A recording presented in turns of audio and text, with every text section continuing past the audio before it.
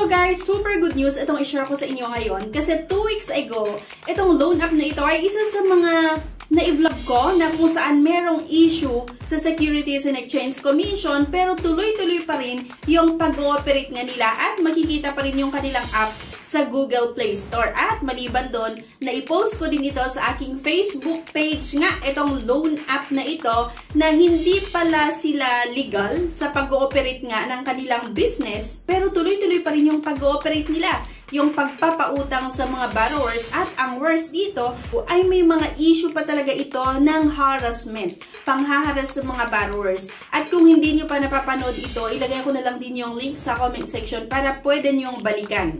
Pero teka lang mga ka-Insta Review haba. Ngayon dahil tag-ulan na at uso ang brownout, minsan inaabot ng 1 to 3 days, kailangan mo ng Orasure OL100 Pro power bank na may 100,000 mAh.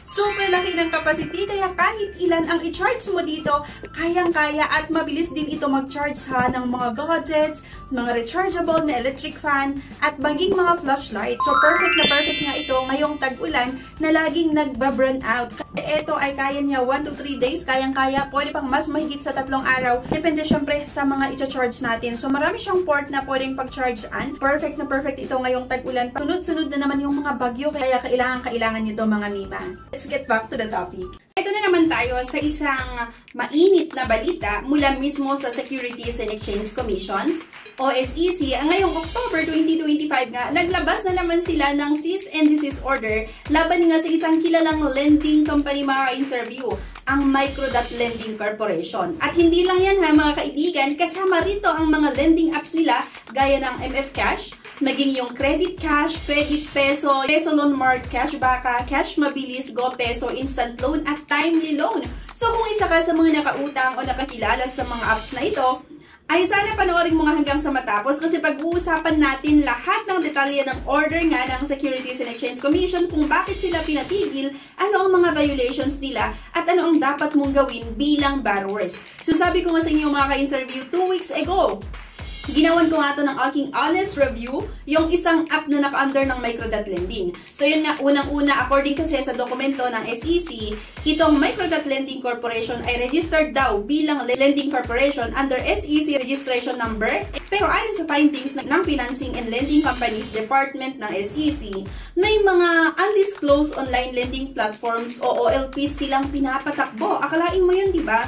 Na hindi nila idineklara sa SEC or Securities and Exchange Commission. Ang mga yon ay Credit Peso Pro at yung MF Cash.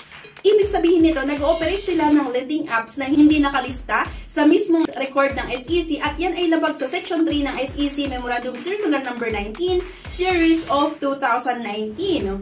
Pero hindi lang yan ha. Sabi pa ng SEC, hindi sumusunod ang Microdot Lending sa mga lawful orders na ibinibigay sa kanila.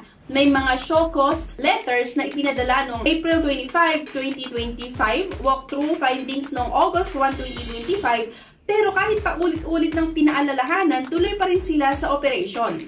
At dahil nga sa continuous non-compliance at multiple complaints ng unfair debt collection practices, napilitan nga ang SEC na maglabas ng cease and desist order. So ito na naman yung isa sa pinaka-aantay natin na sana mapahinto talaga itong mga apps na hindi maganda yung way nila ng pagpapautang at paniningil. Ngayon, baka ang tanong ninyo, Miss Yana, ano bang ibig sabihin ng cease and desist order na naman yan?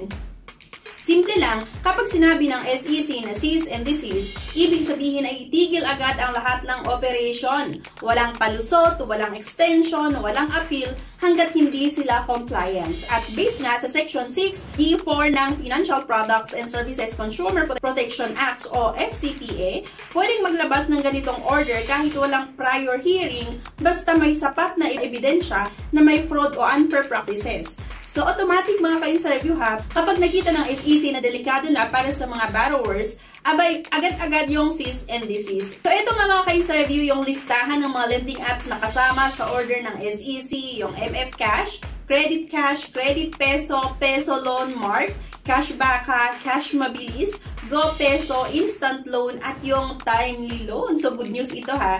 Kung gumagamit ka na ng aliman dito, heads up ha, dahil pinatigil na sila ng SEC. Hindi na sila pwedeng magpatuloy sa kahit anong lending activity o pangongolekta sa ilalim ng kanilang pangalan. At syempre, kahit sino pang promoter, yung mga representative o agent nila, bawal na talagang mag-operate. Isa pa sa mga matitinding dahilan kung bakit naglabas ng order ang SEC ay dahil nga sa unfair debt collection practices. So, ito yung mga reklamo na natatanggap ng SEC tulad nga ng una, panghaharas ng borrowers. Pangalawa, pagpo-post sa social media sa mga IDs ni borrower.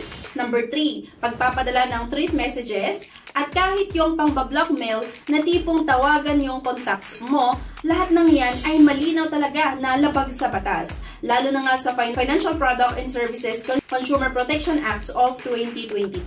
Sabi nga na SEC ruling, kung hindi ito mapipigilan, maaring magdulot ito ng grave or irreparable injury sa mga borrowers. Kaya to protect the public, tinigil na nga nila ang operation ng microdot lending. So, sa dokumento na pinirmahan nga ni Director Hera L. Lupangon Tamayo ng SEC, malinaw talaga ang utos, Microdot Lending Corporation, its owners, maging yung operators nga, yung promoters, representatives, leading agents, and any and all persons claiming and acting for and in their behalf are hereby directed to immediately cease and desist from engaging in, carrying out, promoting, and facilitating any lending activity or transaction. So, signed and dated nga ito noong September 23, 2025 sa Makati City. So, ibig sabihin, effective agad yan, walang palusot.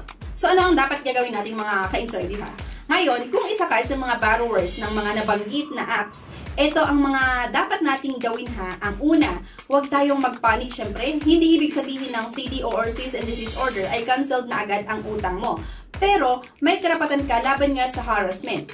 Kung meron pa rin silang kolektor na nang-aabuso, hinaharas ka, tinatakot, screenshot mo agad at i-report sa SEC o NPC, sa National Privacy Commission. At syempre, ugaliin natin na i-check lagi sa SEC Check Act kung legit pa ba o registered ang act. At number 4, kung may kinatatakutan kang pangharas, pwede kang magsumbong sa SEC Enforcement and Investor Protection Department. So, at tandaan, ang legit lending apps dapat ay may Certificate of Authority to Operate. So, real talks mga ka-inserview ha, ang dami ng ganitong kaso ngayon. I mean, karamihan sa mga lending apps na may cash peso o loan sa pangalan, pero wala palang tamang registration ang ending, sila pa talaga yung mapang-abuso or yung tipong nananakot sa mga borrowers. Tayo pa yung pinapahiya nila, yun nga tinatakot at pinopost minsan sa social media. Buti na lang talaga kahit papaano naman itong SEC ay mabilis din kumilos para protektahan ang mga Pilipino. So lesson learned na lang din sa atin na lagi tayong mag-check bago mag-download ng loan app. Huwag basta-basta mag-apply, lalo na kung hindi mo naman nabasa ang mga terms and conditions o wala silang registration number nga sa SEC. At syempre, kung gusto mong makita ang full cease and desist order, puntahan mo lang mismo ang official website nga ng SEC sa www.sec.gov.ph or sa kanilang Facebook page. At ayan, please don't forget nga to like, i-share, and subscribe na rin dito nga sa Yana Insta Review YouTube channel kung saan binabasag natin ang mga fake at abusive lending apps para tulungan kayong mga borrowers. So again, ako nga si Yana and this is your Insta Review update. Legit or scam? Alamin bago may scam. So see you sa next video mga ka-Insta Review. Bye!